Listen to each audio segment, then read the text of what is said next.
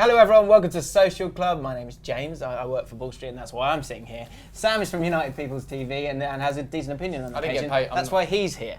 I didn't get paid for this. Where's Chris? What I want to know. Chris he's got a baby now. Where's Paul then? He's got 2 babies now, so he's got to deal with that. Paul is going to Liverpool versus Man United. Oh, well, that game that used to be relevant. Hang on. You try and get a ticket for that game. Okay, fair enough. Robbie is back, and it's obviously from Arsenal Fan TV. And Flav also does work at Ball Street, but also does the fighting cock. Yeah. And we're going to be talking about all the big talking points from the weekend and beyond. Let's start off with Theo Walcott, Robbie, who is doing all right. 5 goals in 8 games in the Premier League, 7 goals overall. And the question is, has Walcott still got potential? Because this guy's 27 now, and there's been a lot of grumblings about him over the years of waiting for him to be this amazing player that he has the potential to be. But at 27, can he get any better? Is he realising it now? What's going on with Walcott? He's always been a very good player. I think the thing that's always stunted him over the years is injuries. So every time he gets going at Arsenal, he'll get a bad injury, he'll be out for a long time, and then he's got to start again. So he comes back, rehabilitation, has to then, start making his way back. So it's been like that right throughout his Arsenal career. He's never. I think there was one season where he had literally a full season. And he scored over 20 goals. So he's always had goals in him. He's a very good finisher. He's a player that can really hurt defences, but he never seems to stay fit long enough for us to be, for that to be real. It kind of reminds me a lot of what Van Persie was like at first at Arsenal. Always injured, so you never realised how good he was. But so he's been there 10 years. When he got there was so much excitement about him. Obviously, he got in that 2006 World Cup squad under Sven Goran Eriksson, and people were expecting him to be awesome. He hasn't been though, has he? So what were you hoping for when he first arrived? And has he reached that potential yet? Well, of course. And has he got any more? Do you think he's got anywhere else he can go with it? I honestly think that if he stays injury-free, we will see loads of goals from Theo Walcott because and assists as well, because he's a sort of player that he can hurt other teams. His pace, which he still has, is devastating, and he's a very good finisher, and he gets into good positions, and he's a good crosser of the ball. So but it's all about if he stays injury-free. I remember that a couple of seasons ago when he got injured when he was playing you guys. Remember when he did the famous? Yeah. Right, and at that time he was flying. Then he got injured. He was out for ages. Came back. That's been the story of his career.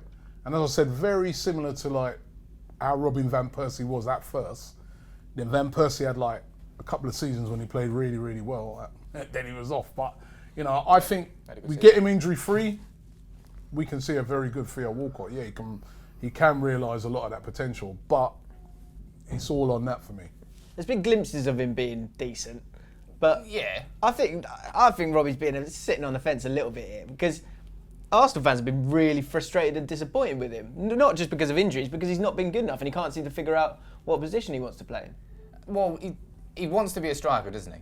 But did he say that last year or the year before? He wanted to be a striker. He's now said, "Listen, I'll play on the right hand side." So he's changed his mind.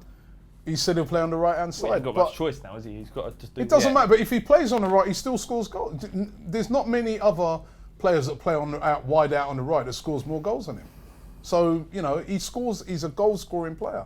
And I'm not sitting on the fence. I'm telling you that. So can he, no, is this as good as he's going to get? Is this as good as he's going to get? If he's injury free, he will deliver. Will he stay injury free though? That's the question. He always gets injured. That has been his problem throughout his career. What sort of injuries does he get? Is it his fault he gets injuries, or is he just a lot of times he's had a lot of problems over the years with shoulder injuries. He's had every injury you can think of. He's just had a really. But I've noticed he's bulked up a bit more of his season. Well, he's got a personal trainer, and that's it. That's all you need. Get a personal trainer, then you're sorted. Apparently, that's been the key to him being awesome now. He's just weak mentally, isn't he? Weak physically and mentally. That's his problem. I think. Look, I've got into stick on the Spurs podcast I do a few times about saying how much I rate Walcott as a player. Forget that he's an Arsenal player. Why do you rate him?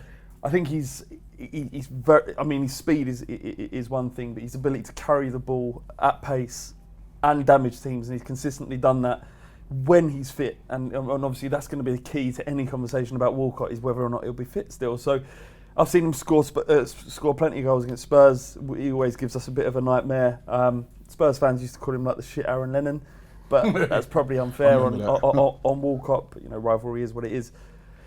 I hope he gets injured this season, because if he doesn't, he will be a dangerous player for Arsenal, and he will break into that England squad, and he will do it. And it's not about potential. He reached his potential. You think he's done that then? Yeah. It's not about potential. It's But about. it is, because Robbie's saying that he's been unlucky with injuries, which suggests the fact that he can be better than he's ever been before. Yeah, he may have been a world beater. You don't know, but his injuries will always keep him back. The weird thing is he doesn't seem to have lost a great deal of pace despite having the injuries. He's still got wheels, isn't he? He's still got the pace. It's just, as I said, every time the guy's always seems to be on rehabilitation. And when you're a footballer and you're rehabilitating all the time, you don't see the best of them. He's made loads of appearances over the years as sub. So that's basically every time when they're easing him back in. What's noticeable this season is that he's played, like even on the weekend, they took Sanchez off. Walcott played the full 90 minutes. That he always used to be the first players to get hooked. Right? There's an interview of Arsene Wenger, and they were asking him, who's the player you've taken off the most? And he guessed Theo Walcott. Yeah. And it wasn't. It was Dennis Bergkamp. Yeah. Dennis Bergkamp. It wasn't Theo. Always the first player to get hooked, and I always used to be one of the things I used to say. Him as a professional footballer must think to himself, I need to improve. So it's not always me that I'm always the option to bring off first. But his game this season, I've seen a lot of improvement. Not even just what going forward. One of the big improvements in his games is that he's working harder. He's tracking back. Against Chelsea, some of his pressing, some of his tracking back was unbelievable. And even at the weekend, again, there was a lot of that to his game. And over the years, he's been good going forward, but virtually offered no protection to whoever's playing at right back. But this year, he's changed that in his game as well. So I've been very impressed. He's probably, I'd say, he's been the most impressive Arsenal player this season. Why was he so bad for England then? Because he was. I think, I'm amazed by this. I thought you guys were going to go, nah, he's not. This is just a little bit of form. He has form every now and again. I mean, even a Swansea game, he should have scored 5. He should have scored 5. But he still scored the 2 goals that got us in the lead. He still looks sharp in the game. I think he was unlucky with one of them where he hit the post. He would have had a hat-trick. But he's still, Robbie, he's a dangerous player. Before this purple patch, what's the general consensus from Arsenal fans about him? Not your opinion, but the people you talked to when you did a fan camp. The funny thing is about it, at the end of last season, he lost a lot of even at the start of the season, a lot of people, or what I say throughout the summer, a lot of people, Arsenal fans are saying we should sell him now. They've had enough of him. He's been there. He's not delivered. And there was a lot of people, the ironic thing is a lot of people saying that we were linked with Mahrez.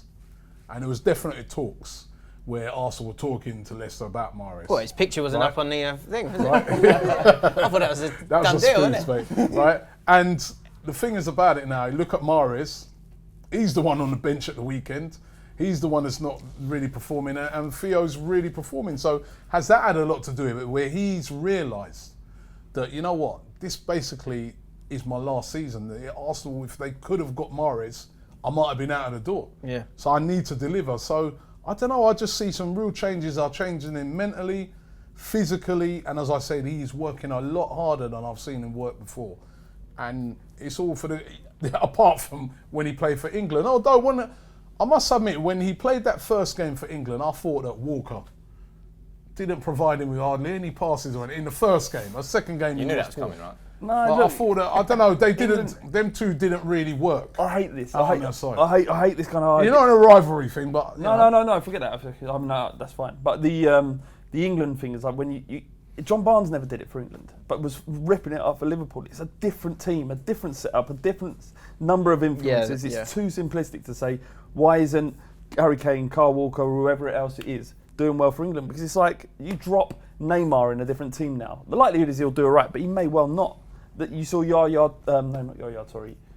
Fuck, I've forgotten the geezer's name. But he, there's been multiple instances where great Yeah, they players just have don't done fit. terrible. It's Di changed. Maria at United Yeah. should have done well, but just didn't because it We didn't did at the work. start. Veron. 2 years ago. Veron. To be Veron, fair, remember. it's every England player. As soon as Yeah. they put that shirt on, Yeah, their powers there's are something drained. right. So here's an interesting one for you, Robbie. Walker's done really, really well, which has led to Oxlade-Chamberlain not being able to play as much as he'd like to. So much so that he said over the weekend that he might have to go in January to get more football. He's 23, Walcott's 27. If you had to pick one to stay, and if you got to give another guy a 4-year contract, which one would you give a 4-year contract? I'll tell you what, I'll let you go last. Who would you give a 4-year contract? I've always rated Oxlade-Chamberlain more than Walcott. I think he's got more of an all-round game to him. Obviously, they've similarities. Both came from Southampton, both pacey, tricky wingers.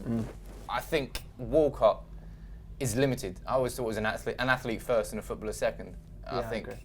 he can go and do 100 metres somewhere else and he'd have a great time. I think Oxlade-Chamberlain is a better all-rounder footballer. Yeah. And I would So definitely you do choose the him. I don't agree at all, and I think. Thanks.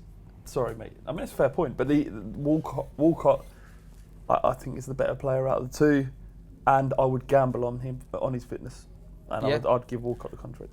I think gamble on both their fitnesses anyway, because it's Yeah. not as if Oxlade's been. I like through. Chamberlain as a player. I think he's got a bit more of that mental strength that you're saying Walcott maybe doesn't have. Walcott is devastating. When he wants to be great, he is devastating. But we've been waiting a long time for him to be devastating consistently. And so if it was me, Decade. yeah. Literally a And that's decade. a shame because he seems like a nice enough bloke. But No, he ain't. all right, he ain't. He's an arsehole. But I would give it to the I'd say- Ox. I'd say- What would you do? He's not For an me, I think, like you said, better all-round footballer is Oxlade-Chamberlain. Definitely, he can be anything. That guy, he's so skillful, so quick.